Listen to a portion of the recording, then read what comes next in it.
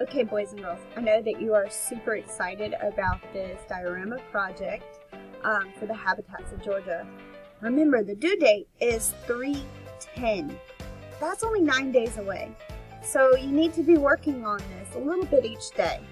You don't want to be working on this the night before it's due. Okay, it's very important that you start thinking about and start gathering materials for this. Now, make sure your parents know that this is due on March 10th as well, so that they can help you gather items and get some ideas. The first thing that you should have done yesterday was to pick which region you want. Blue Ridge Mountains, Valley and Ridge, Appalachian Plateau, Coastal Plains, or Piedmont. If you remember, you studied this last year in 2nd grade. And if you need a refresher, you can find that video that you watched yesterday in class and watch that again. And it'll help you remember all of the different habitats and help you pick exactly which one you want to do. Now for this project, you're going to need probably little plastic figures of the animals, or you can make them out of Play-Doh or clay. There's very simple recipes online where you can make what's called salt dough out of flour, salt, and water. You want to see if you can use objects from around your house. You might want to use silk or plastic plants, popsicle sticks, toothpicks, glue, construction paper, any type of paper that's going to help you decorate your diorama. Now, you don't want to have Christmas wrapping paper as your background.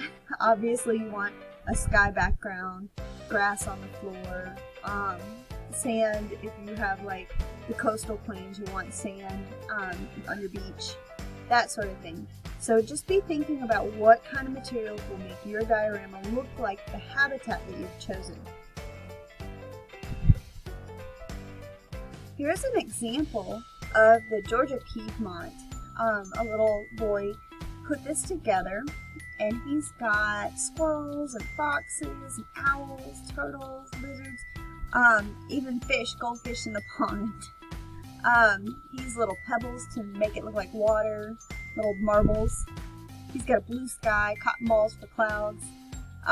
Boys and girls, you have to use the animals in that region. So that's why we're not seeing like dolphins or zebras in this diorama. Now, one thing that I was missing from the other one that I'm not missing in this one is labels. Labels really help your presentation pop. And just like when you read a nonfiction book, you want to have labels. So this is my favorite one because she has those labels. Now, there's another one that I've seen that is really cool as well. It doesn't have labels, but it has something else that's awesome. This person made a diorama of the Georgia mountains. She's got a little river, might be a he. He's got a little river, he's got clay animals that he made, little fox right here. Now, there's no labels, but they made a brochure that explains what each one of the animals and each one of the plants are that come from the Georgia mountain region. I thought that was really cool too. No matter what kind of diorama you decide to make, remember that you don't have to run out in the store and get it. You can be creative and use items that you find around the house. Paint them, use construction paper that you have. Maybe even look in magazines and cut out pictures. In your diorama, you should include all of the following. You need to cover the inside of your box using paper. This should reflect the habitat that you choose. For example, an ocean habitat would have a blue background to represent water. Some people might use paint. That's fine too. Get creative.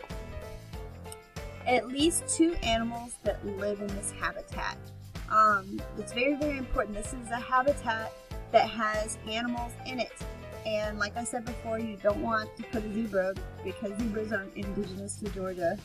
You want to make sure that those animals are animals that come from the habitat. In other words, you've proven it by research. You'll also want to have 2 plants that live in this habitat. you want to label items in your habitat. Now, whether you do that with little labels or if you make a brochure like the one child did, make sure that you have descriptions of the animals and the plants that you found in your habitat. Also, you'll want to create a little card, maybe an index card if you have one. If not, just cut up a piece of paper, and you're going to answer these 3 questions. Why did you choose this habitat? What types of plants and animals live in this habitat? What is the environment of this habitat like?